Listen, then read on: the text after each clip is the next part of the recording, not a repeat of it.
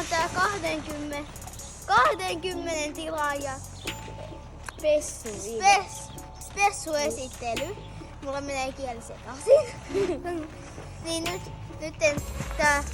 me aletaan näyttää tätä YouTube-videota me kuvataan.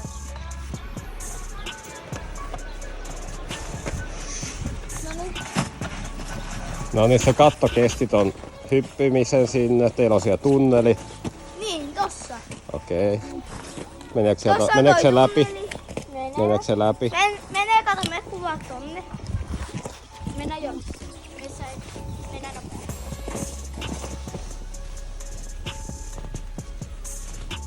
Hello! Tuolta tulee vielä Max. Niin kattokaa. Kukas sä oot? Emil. Miten te ette tiedä? Mä oon Max. Moi. Mutta tää katto kestää tosi hyvin. Mitä? On kylmä. Kylmä vai? Jaha, talvella joskus on.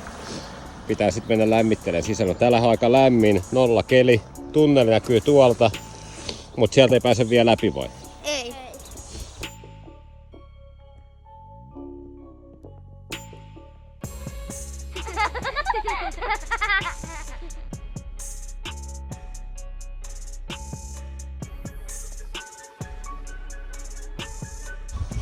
Okei, oliko vielä jotain muuta? Joo, labyrintti vielä.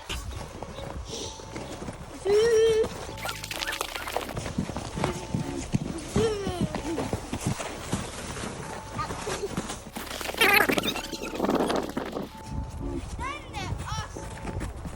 Ja sitten täältä kiertää. Voiko tähän labyrinttiin eksyä? Tää olisi ollut vielä isompi. Tuolla on sitten meidän kaukopaikka.